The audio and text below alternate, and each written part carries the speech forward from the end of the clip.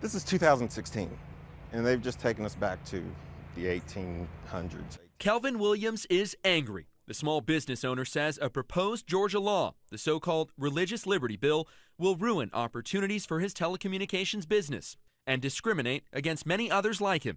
Williams is gay. It's going to protect anybody who feels like discriminating, but I don't see where it's actually going to protect anybody from being discriminated against.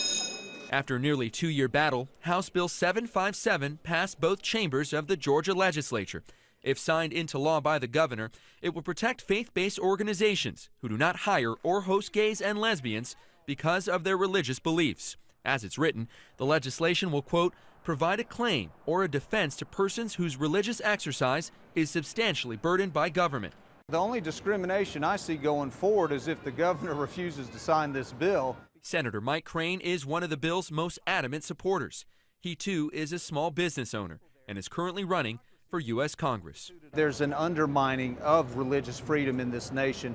The Christian community in particular is really the group that's going to end up being discriminated against if the states don't stand up and say this liberty is important.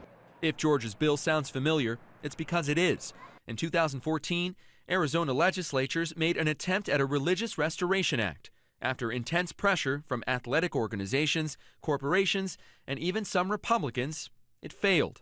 I have vetoed Senate Bill 1062 moments ago. In 2015, it was Indiana's turn, and after much debate, Governor Mike Pence signed it into law. Supporters like this small business owner were thrilled. I think it protects me from the government forcing me to do something that's against my will.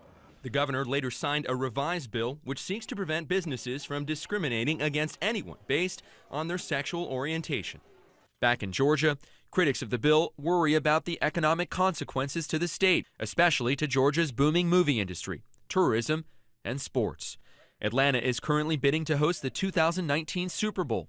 Opponents to the bill, like Atlanta Convention and Visitors Bureau CEO William Pate, says HB 757 will limit the state's chances at attracting investors like the NFL.